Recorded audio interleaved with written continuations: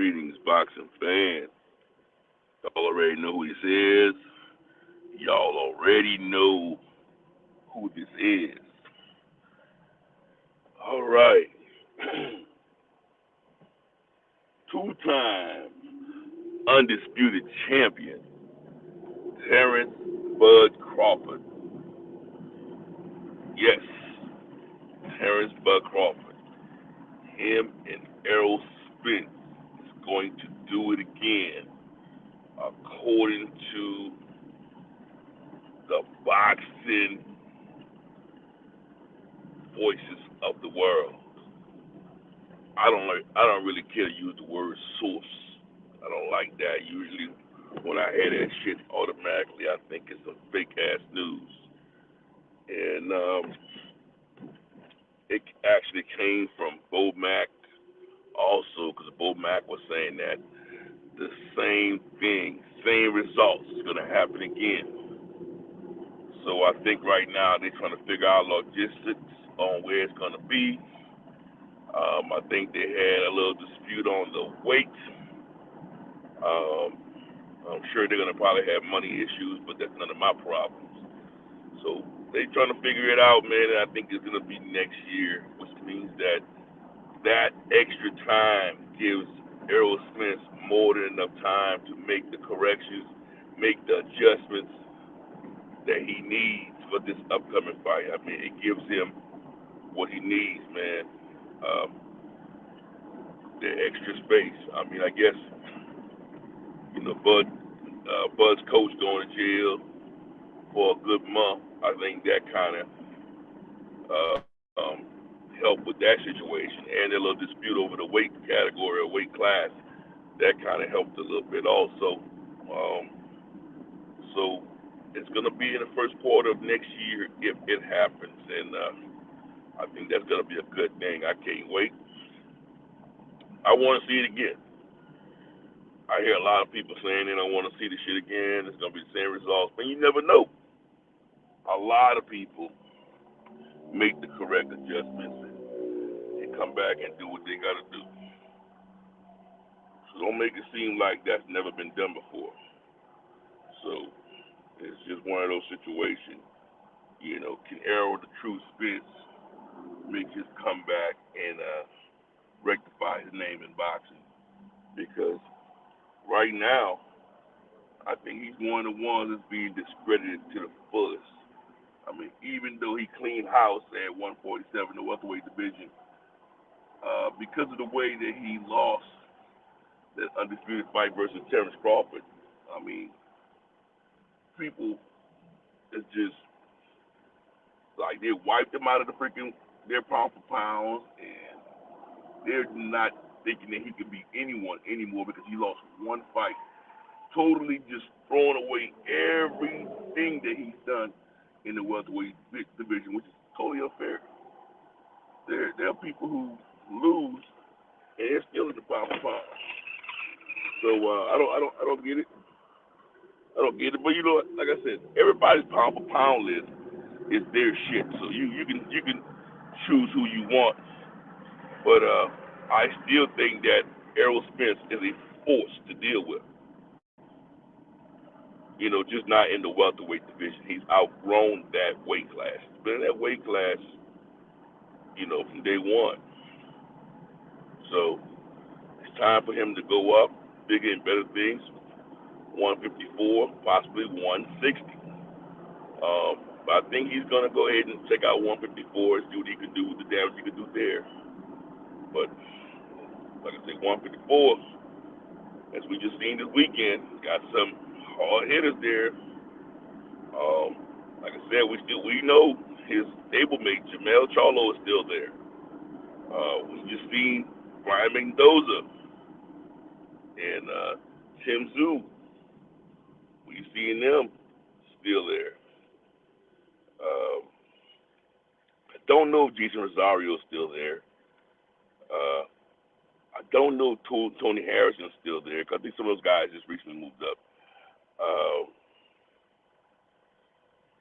we with that boy named that Jamel beat for undisputed Brian Castano. He's still there. And they got the Sebastian Fundora still there. So they still got a lot of heavy hitters that's still there. So, I mean, plenty of fights that could be made. Bud Crawford will be there. So there's plenty of fights that could be made in the super welterweight division of 154. So, we would like to welcome Errol Spence and Terrence Bud Crawford to that division because they're about Danny Garcia there. We about to see something. I mean, we'll do it all over again, bro. There'll be a lot of fights, man. A lot of fights in the super welterweight division. I can't wait. Just my deal about this whole thing is if this fight gets made in February, it pretty much gives us a scope of what we expect. Because, I know everybody wants to put Terrence Crawford in there with everybody. Shit, they want to put him in there with Tim Tszyu. They want to put him in there with Canelo. Let's not do that, man. Weight classes, bro. The Tim Tszyu I get because he's moving up to Tim Tszyu's weight class, but making him go up 3 weight classes to fight Canelo, guys, we won't like that. We probably won't like what we see. We probably won't like. Let's stop asking for something that we won't like to see. Because I'm gonna tell you something. Terrence Bud Crawford is a bad man, but I ain't never seen someone with a chin like a Canelo Alvarez. And I see him got hit with the cleanest, most dangerous shots in the world, and he ain't go nowhere. And if that shit didn't do it, I don't think anybody else gonna do it. The shit the hot shit that Triple G was hitting with, he ain't going nowhere with that. I don't think Bud gonna knock him down. I mean, the dude gonna try to bulldoze Bud like he did Jamel. I think Bud will have way more success, but I don't want to see that type of shit, bro. But like I said, part 2 of this is gonna happen again. I'm just hoping it's different results. I'm hoping it's more of a chess match and may the best man win, bro. I don't have no dog in this fight, bro. Both of these dudes are prize fighters. They get paid for what they do. So it's no losers, I think the fans are the only ones that act like somebody actually lost. Because I'm going to tell you like a man. You give me $10 million to get my ass kicked or more, I ain't lost nothing. Because I could take that and sail off into the sunset and take care of my family for the rest of our lives. That's just on some real stuff, you know what I'm saying? So, outside of that, man, I think that these two guys, I'm hoping Terrence Bud Crawford is a man of his word. He said that Errol Spence gave him the opportunity. So, yes, he said he's going to give Errol Spence the same opportunity. And yes, let me say it here. Errol Spence took the bad end of the stick. He gambled on himself just to make that fight happen, bro. He took on some demands and everything that he wouldn't traditionally take on just to make that fight happen. So he gambled on himself. And I'm going to tell you something. You gamble on yourself and you lose, so be it. So be it. That's what it's called, gambling. So, man, I tell you, if I take my hat off this dude, bro, I respect both of them dudes. I respect all fighters. Only fighters I know, I lose respect for is those who quit. And a perfect example of that shit is what Jamel did. I'm not mad at Jamel for going and get that bag, but I'm mad at Jamel for how he fought. He didn't fight like a lion. Okay? He didn't have that same roar with Canelo like he had with everybody else. He ain't talking shit. He ain't talking hot shit like he normally talk. You know what I'm saying? And the problem with that is if he starts talking that shit for his next fight, it's gonna be an issue. We, the fans, will see right through him. We'll see right through that bullshit. So if I were him, regardless of who he's fighting next, I would stay calm. I wouldn't try to sell that shit like that because it's gonna look like, man, that whole thing you did with Canelo was staged, it was fake. You only went there for the bag, which everybody's saying already, but you'll put that snap on it, you put that confirmation on that. And I don't think you should do that. I think you should just treat that person just like you treat Canelo. Like you said, you ain't got to act like that, right, to sell a fight. Well, keep that same energy. Keep that same energy. You know, you're right. You're absolutely correct, my brother. You don't need to act ignorant to sell a fight. So that's just the main thing. I mean, I just got to see some fights, man. I mean, I think Terrence Bud Crawford and Errol Spence of two kings at what it was the two kings at 147. Hopefully they can do it at 154.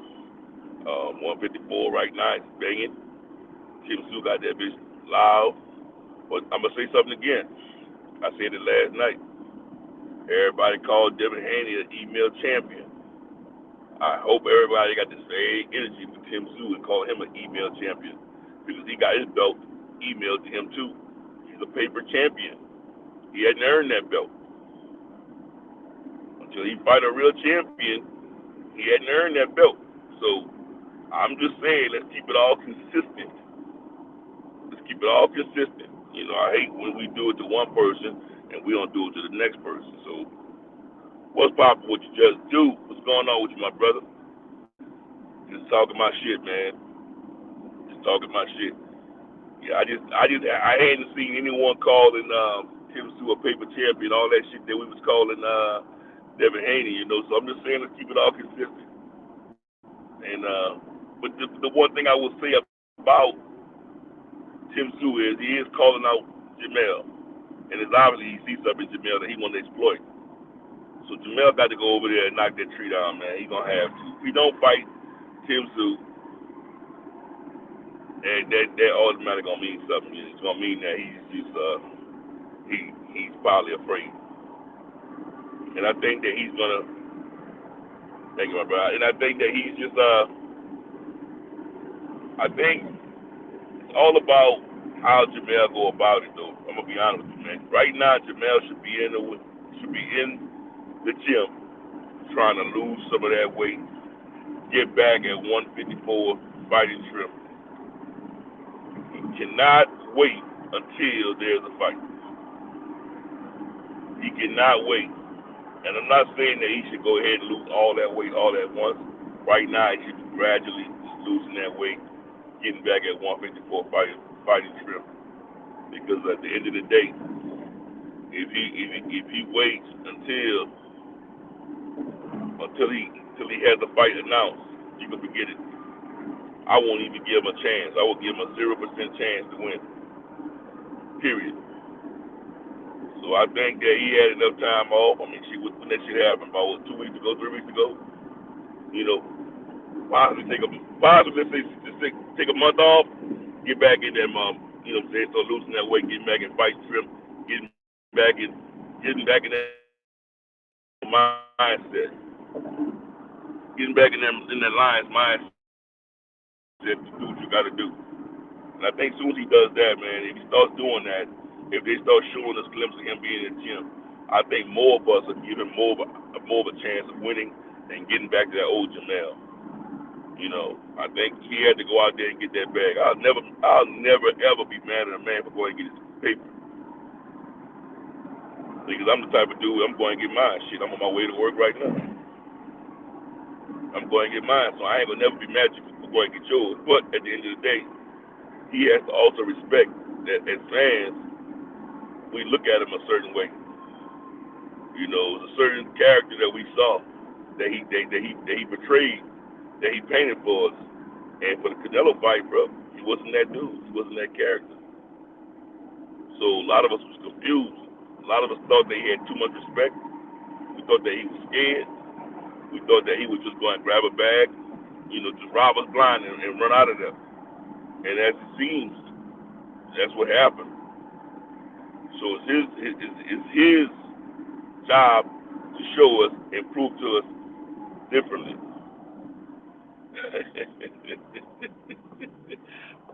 Salute to Miss Just Do in the building. Top of the morning. Showing love and also to say, Keyshawn, Keyshawn. Boy, let me pivot to Keyshawn. Let me pivot to Keyshawn just for you. I got to, let me pivot to Keyshawn just for Miss Just Do. Because I want you to understand how I feel about Keyshawn. I really do. I heard a lot of people say a lot of bad things about Keyshawn. I'm not saying that Keyshawn can't fight. I'm not knocking Keyshawn. I think he's a great prospect. I think that he can fight.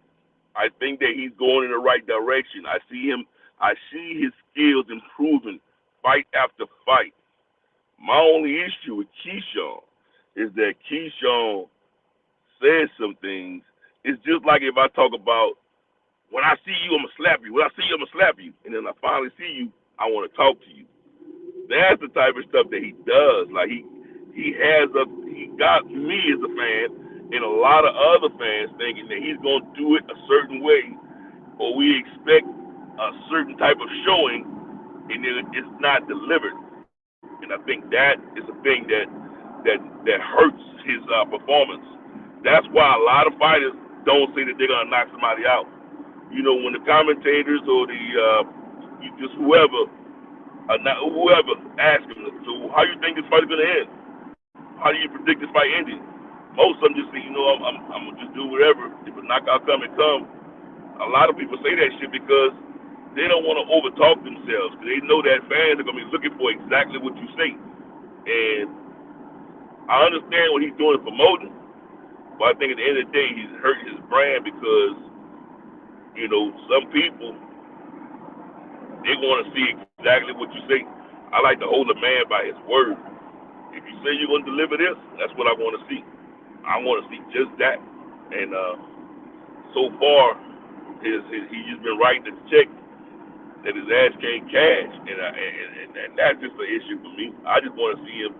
I just want to see him do exactly what he said he's gonna do, or just tell us, man. Like I said yesterday, just tell us, man. Look, I'm gonna do a boxing clinic on this dude. I'm gonna show y'all. I'm gonna make sure this dude hardly win any rounds. If he says some shit like that, I think that we will respect it more as fans because what he has been doing lately, what he did in his last fight, was a boxing clinic. He did just that. You know, he did just that, and I think it'll be more respectable. It just, I don't know, man. I just think it's his mouth, man, and I get it. Every time I hear the dude, yeah, he's promoting himself. Yeah, Floyd did it. Floyd, when he was talking that hot shit like that, but Floyd was knocking you out. Floyd was just, he was savage. And this dude ain't no savage yet. You know, a person that can talk that talk like that and get away with it is Shakur Stevenson. He's a savage. He could talk that talk about what he gonna do to you like that and get away with it with fans because we know what? We know that and we have seen him deliver that. And that's just the kind of stuff we're talking about, man. Just seeing these fighters talk that talk and then get in that ring and do that do. Straight up. Well, man, I'm glad to have you in here, though. Glad to have you in here. When I, just do, boy, I tell you. Oh, God. But outside of that, man, I just think that boxing right now, finishing off the year, I love it. I love it. I love it. I found myself doing something Saturday, man, that I never thought I would do. Man, I found myself watching that Misfit shit, bro. I watched it. I watched all of it, dude. I watched that Misfit shit. I think that shit was quite entertaining. But I'll tell you something else I enjoyed and I liked. I was glad that Fury won that fight because I just think that with Fury winning, I think that it kind of killed some of that shit. And I don't think that he should rematch with any of those dudes. I don't think that he should rematch any of those dudes because you don't want those dudes with that shit talking about they beat a real boxer. You don't want those dudes with that shit. Them dudes that made a whole nother lane for themselves where they making not lots of money. But at the end of the day, you don't want that. You don't want too many of our boxers and fighters going in that direction. Judge Juicy said, right on point, bro. Talk to him, yes, sir. Judge Juicy, I watched it too, bro. And Dillian Danis is not from New Jersey. We claim and we don't claim shit. Dog, he didn't even fight. They threw 9 punches. that dude say he's from Jersey, brother. Dog, he went in there for the bag. He went in there for the bag. He tried to backhand that man. Then he tried to take that man down for a guillotine. I mean, he was going to lose his money, though. They was going to strip him of his bag. If any of those moves would have went into play, he was going to lose his money, man, with that foolishness. I mean, that shit was stupid, dog. I mean, I ain't got no respect for the dude, though, dog. The dude went in there for the bag. I hope he made a lot of money, but I didn't see any memes because he looked like, I thought, after that fight, I thought that he would be the next meme. And they say that he was trolling the hell out of Logan. So I don't think he could troll Logan no more. Logan could troll his ass all he wants now. Because that dude didn't do shit, bro. That dude just went in there, got the bag, and he was exploited. And that was a wrap with that situation. The KSI fight, the way he was fighting the entire time, bro, he was just had his hands down, just jumping in, throwing a punch, jumping back out. They was holding each other. It was just fucking Fury was just smothering his own work. He was missing, smothering his work. I just didn't see a lot of clean punches thrown in that fight, bro. I just saw a lot of smothered work and just grabbing each other, bro. It was a lot of that type of shit. Yeah, I just thought it was ugly. I thought it was ugly, man. I thought it was real ugly. It just something. It was good entertainment while it lasted, but it was just I don't know. It just wasn't something that me personally I would like to pay for. You know, it was ugly work, and at the end of the day, it kept me entertained. You know, that's all we asked for is to be entertained.